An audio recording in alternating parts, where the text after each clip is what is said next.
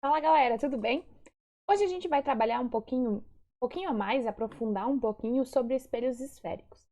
A gente vai estudar eles agora com um olhar mais analítico, ou seja, a gente vai fazer contas agora em cima deles, tá bem? Como a gente vai fazer isso?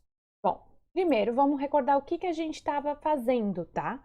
O que a gente viu? Então, a primeira coisa que a gente viu sobre óptica foram os conceitos iniciais, né, de óptica, onde a gente viu reflexão, tá?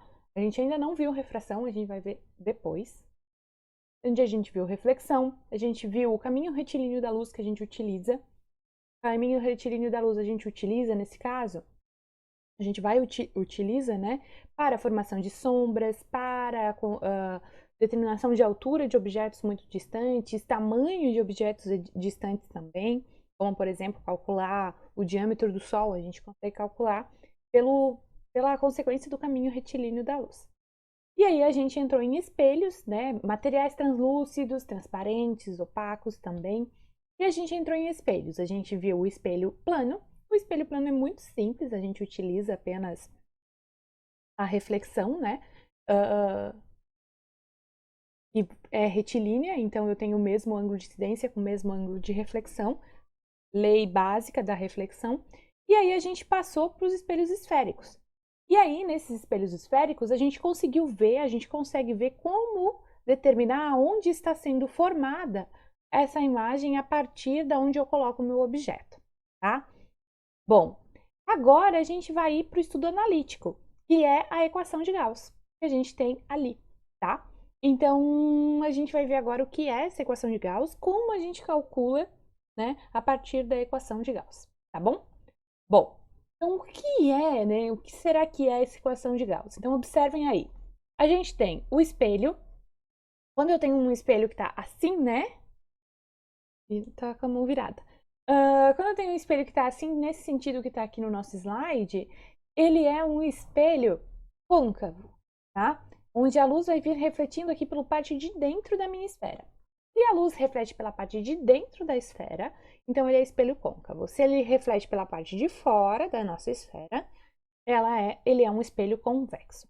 Então vamos partir desse seguinte. E aqui eu tenho o meu objeto, que é essa minha flechinha em roxo ali. E eu tenho também o tamanho do meu objeto ali do lado, tá? E a distância que esse objeto está do meu espelho. Uma coisa importante para a gente analisar aqui. Eu tenho esse C, que é o centro de curvatura do espelho. É o centro da esfera que foi gerado esse espelho, tá bom? Então, se eu pensar em completar esse arco aqui, esse C, que é o centro de curvatura, ele é exatamente o centro da minha esfera. Então, essa distância do C até aqui o final, até onde eu encontro o meu espelho, né, seria o raio daquela minha esfera que eu fiz, né, esse espelho. O F, que é o nosso foco do espelho, ele é sempre a metade dessa distância do centro de curvatura, ou a metade do raio da minha esfera, tá? Bem, então eu coloquei o meu objeto entre o foco e o espelho. Lembra que esse pontinho aqui bem próximo, em cima do espelho, a gente chama de vértice, tá bom?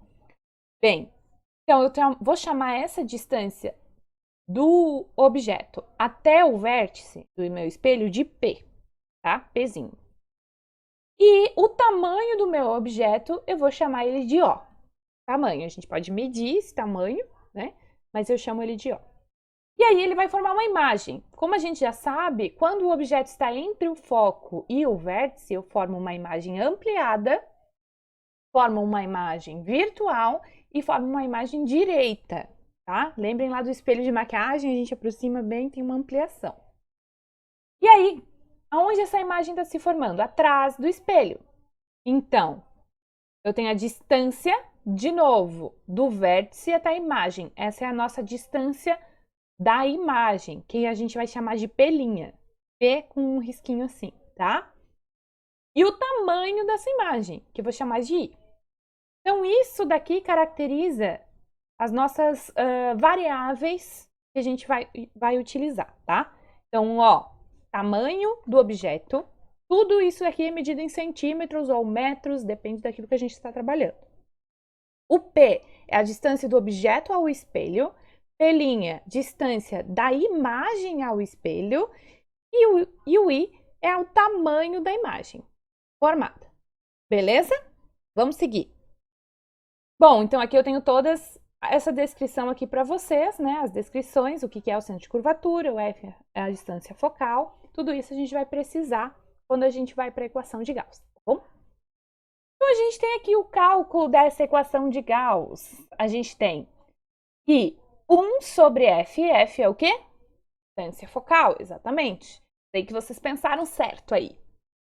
Igual a 1 sobre P, distância do objeto, mais 1 sobre P', distância da imagem. Exatamente, vocês estão muito bom colaborando hoje comigo. E isso daqui é o que a gente chama de equação de Gauss, tá? Então essa é a nossa famosa, famigerada equação de Gauss. Exatamente. E aqui embaixo a gente tem que F, que é o foco, que eu já comentei para vocês, é metade do centro de curvatura. Metade dessa distância do centro de curvatura. A gente vai trabalhar apenas com medidas de distância, com medidas metro, tá? Metro, centímetro, milímetro, com esse tipo de medida, tá? Essa equação de Gauss tem um apelido pra gente na física. E aí eu vou contar pra vocês e vocês não contem pra ninguém, tá bom? A gente chama essa equação de Gauss da equação da fimose, que a gente mistura com biologia, pra tu ver. Sabe o que isso quer dizer? Que uma fimose é igual a 1 π mais uma pelinha. Ah, eu garanto que eu nunca mais vocês vão esquecer. Nunca. Garanto. Tá? Então, gravem isso daí, equação de Gauss, espelho, fimose, tem tudo a ver. Não, não tem, né? Mas, enfim, é para gravar assim. Beleza? Bom, então há casos onde a gente utiliza, em vez de CR, né, que é o raio de espelho, que eu expliquei ali para vocês antes, que essa distância seria exatamente a metade da minha casca esférica. Se eu tenho uma casca esférica total, eu tenho um diâmetro, metade dela é o raio. Então, R ou C, quando aparece nos exercícios, vocês podem utilizar tranquilo, tá? A gente tem uma convenção de sinais, tá? Para essa equação. Sempre que eu tenho uma coisa que é real, ou seja, está do lado certo do raio de luz, né? Ele vai ser positivo. Tudo que está no lado virtual, do outro lado do espelho, né? No prolongamento do raio refletido, ele é negativo. Beleza? Então, se estou no raio refletido, positivo. Se eu estou no prolongamento do raio refletido, negativo. Isso se forma, então, coisas reais e coisas virtuais para o nosso modo. Tranquilo? Então tá. E aí a gente tem também a ampliação. Quanto que essa imagem amplia, né? Ou diminui de tamanho, que no caso do espelho côncavo, a gente tem, ou do convexo também, né? A gente tem uma redução de imagem, né? Então a gente tem aqui que a ampliação, que pode ser redução também, depois a gente vai ver aqui, é igual ao tamanho da imagem, lembrem lá, o I, né? Dividido pelo tamanho do objeto, ou menos a distância da imagem dividido pela distância do objeto, tá certo? Tranquilo. Como é que a gente interpreta esse resultado aqui da ampliação? Dá bastantes dados para a gente analisar a imagem. Então, resultados negativos para ampliação, a gente tem que a imagem é invertida, cabeça para baixo. Resultados positivos da ampliação, a imagem é direita, cabeça para cima. Para o módulo da ampliação maior que 1, eu tenho uma imagem ampliada. Então, é o caso ali daquele espelho côncavo que eu mostrei para vocês anteriormente, né? Então, se a imagem, se eu estou calculando, não tenho informação nenhuma, não tenho gráfico, não tenho desenho do espelho, e eu obtenho uma ampliação positiva maior que 1 em módulo, né? 2, 3, 4, então isso quer dizer que a imagem é ampliada, é maior. Agora, se a imagem está entre 1 e 0, né? 0,1, 0,2, né? Todos esses números 0, alguma coisa, o módulo dela é uma imagem reduzida, uma imagem menor que o objeto. E se eu tenho exatamente 1 é uma imagem do tamanho do objeto, exatamente igual, tá? Então, o módulo de A a gente trabalha como sendo, né, o fator de ampliação ou redução. O sinal é para saber se ela é direita ou se ela é invertida. Beleza? Como a gente vai fazer tudo isso? Bom, então a gente vai fazer exemplo, né? Porque, professora, você falou, e eu não entendi, foi nada. Então, vamos para os exemplos agora. Um exemplo que eu vou mostrar para vocês e vai ficar um pouquinho mais claro, limpar as nuvens aí da cabeça de vocês. Vamos lá. Então, ó, determinar pelinha. O que é pelinha? Distância da imagem, tá? Então, a gente vai determinar pelinha quando C, centro de curvatura, for 20 centímetros, e P, 5 centímetros. Distância do objeto, 5 centímetros. Observem, aqui eu até desenhei para vocês, tá? Então, eu tenho um objeto bem próximo ao espelho, eu quero determinar qual é essa distância, pelinha. Por onde a gente vai? A gente vai pela equação de Gauss, né? Mas antes de tudo, porque a equação de Gauss é 1 sobre f, é a distância focal, e não foi dada a distância focal. Mas a gente sabe que distância focal é a metade do centro de curvatura. Então, a gente divide centro de curvatura por 2 e a gente tem a distância focal 10 centímetros. Beleza? Vamos lá? Então, a equação 1 sobre f é igual a 1 sobre p mais 1 sobre p'. Vamos substituir 1 sobre f é 1 sobre 10, igual 1 sobre p, distância do objeto 5 centímetros, mais 1 sobre p', que é a distância da imagem.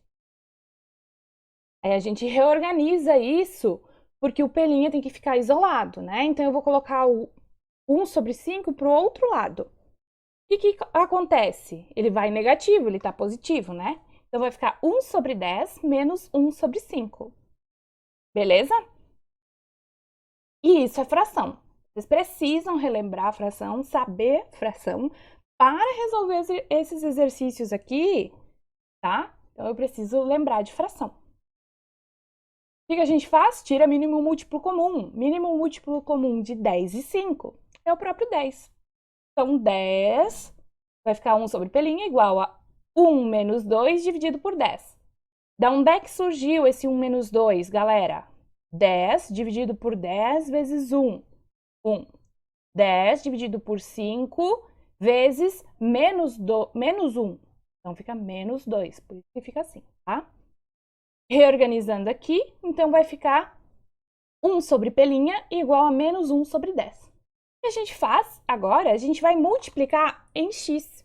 Fica menos p' igual a 10. E no final, eu multiplico tudo por menos 1 para deixar o p' positivo, né? Então, a distância de p' vai ser menos 10 centímetros. Bom, gente, isso condiz com a minha realidade aqui do meu desenho? Sim, né, gente? Porque se a imagem é virtual, que nem está aqui, se ela é virtual, que nem está aqui, então o que acontece? Ela necessita ser negativa, essa distância, para ser imagem virtual. E dá bem certinho, que nem a gente tem ali, menos 10 centímetros. Certinho? Agora vamos, utilizando esse mesmo exemplo, a gente vai determinar a ampliação e algumas outras características, porque eu só determinei que ela é virtual, tá? Então, aqui, a ampliação é igual a I sobre O ou menos P' sobre P. Eu não tenho o tamanho do objeto e nem o tamanho da imagem. Então, para eu determinar a ampliação, eu vou utilizar as distâncias do objeto e da imagem, tá? Então, aqui, A vai ser igual a menos, que é da fórmula, menos 10, coloquei ali entre parênteses para a gente visualizar melhor, sobre 5. Então, isso vai dar menos com menos mais, né? 10 dividido por 5 mais 2 de ampliação. A ampliação é uma unidade que não tem nada para colocar ali, tá? Então, não é centímetro, não é nada, é ampliação. Ele tem mais 2 de ampliação. Beleza? O que a gente pode tirar? Então, a gente pode tirar que a imagem está a 10 centímetros para trás do espelho, ou seja, é virtual, isso a gente já viu na questão anterior. A ampliação é positiva. O que isso quer dizer? Porque a imagem é direita, é para cima, né? E o módulo de A é maior que 1. Então, o que isso quer dizer? Que ela é ampliada, ela é maior que o objeto. Então, é dali que, desses todos que a gente tira, da onde está vindo, né? Como a gente faz agora essas contas todas aí que a gente tem. Tá bom? Espero que vocês tenham entendido o nosso exemplo aí. Bom, gente, espero que vocês tenham gostado da nossa aula de hoje. A gente está falando um pouquinho sobre a equação de Gauss e como é o cálculo dessa parte da equação de Gauss e da ampliação das imagens. Com isso, a gente pode utilizar para outros exemplos, né, outros exercícios onde a gente não tem o desenho. Então, é por isso que isso se chama, né, estudo analítico, e a outra parte era a parte de óptica geométrica, onde a gente traçava e chegava a uma conclusão. Agora, no analítico, o que a gente tem é o cálculo propriamente dito, tá bom? A gente tem que se atentar muito às regrinhas de sinais e o passar para um lado, passar para o outro, para não perder nenhum sinal e obter todos os resultados corretinhos. Beleza? Espero que vocês tenham curtido a aula. Coloquem um curtir ali no vídeo. Um beijo e até a próxima!